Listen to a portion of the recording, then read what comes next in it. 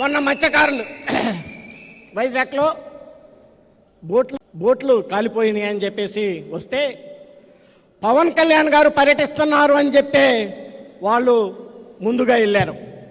ఇలాంటి ప్రశ్నించేటువంటి వ్యక్తిత్వం ఉంది కాబట్టి ఈ రాష్ట్రంలో కొద్దో గొప్ప ప్రజాస్వామ్యం ఉంది అనేటువంటి విషయాన్ని కూడా ఈ సందర్భంగా నేను మనవి చేస్తూ ఉన్నాను. మరి మీ అందరికీ తెలుసు, నేను 2004 తర్వాత మరలా ఇప్పుడు మచిలీపట్నం పార్లమెంటు సభ్యుడిగా ఉన్నాను. అక్కడ బందరు పోర్టు విషయం మీ అందరికీ తెలుసు.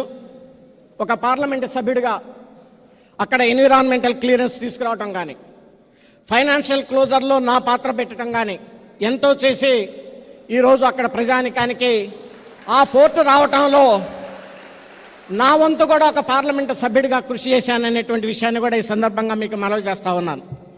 అదే రకంగా అక్కడ మెడికల్ కళాశాల రావాలి అని చెప్పేసి నేను ఎన్నోసార్లు అడగటం, మొట్టమొదటిగా ఆ రోజు ముఖ్యమంత్రి గారికి లెటర్ ఇవ్వటం, దాంట్లో భాగంగా ఈరోజు కేంద్ర ప్రభుత్వం నుంచి రావాల్సిన నిధులు ఒక పార్లమెంటు సభ్యుడిగా నేను కూడా దాన్ని కంప్లీట్ చేశాననేటువంటి తృప్తి నాలో ఉంది అనేటువంటి విషయాన్ని కూడా ఈ సందర్భంగా మీకు మనవి చేస్తూ ఉన్నాను.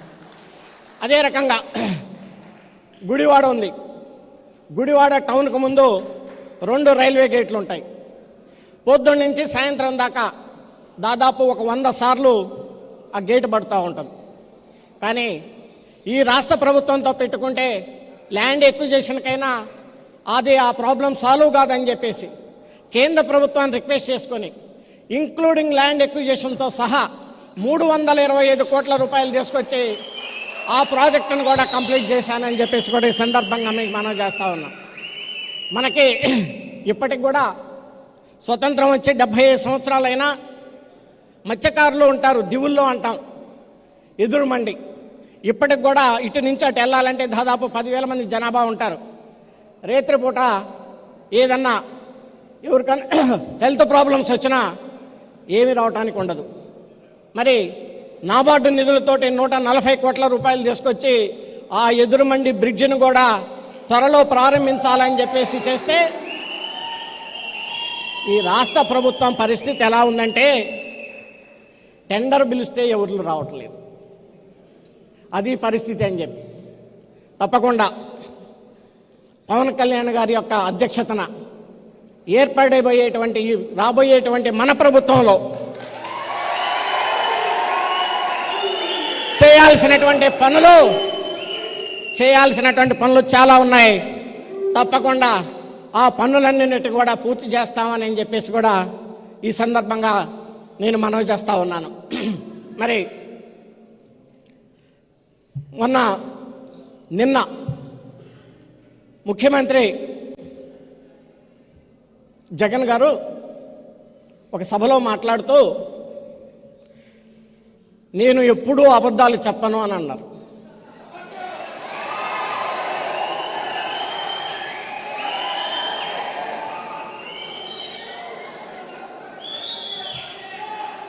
ఏమన్నారు?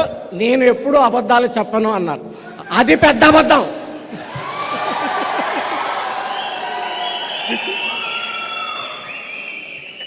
అది పెద్ద అబద్ధం.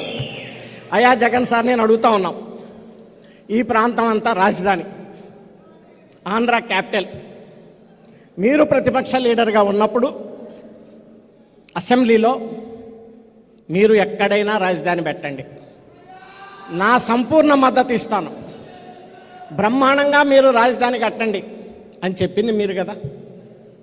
ఆ తర్వాత 2019 ఎలక్షన్స్కి ముందు మేము రాజధాని చుట్టుపక్కల ఎమ్మెల్యేలుగా, ఎంపీలుగా, ప్రజాప్రతినిధులుగా మేము పోటీ చేస్తూ ఉంటుంటే మీరు ప్రెస్ కాన్ఫరెన్స్ పెట్టించి అమరావతి, ఆంధ్ర క్యాపిటల్ అనేది అమరావతి ఇక్కడే ఉంటుంది, గుంటూరు విజయవాడ మధ్య, ఇది ఎక్కడికి పోదు అని చెప్పేసి మీరు చెప్తే మేము ఓట్లాడుకోవటానికి వెళ్ళి ప్రతి గ్రామంలో చెప్పాం కదా.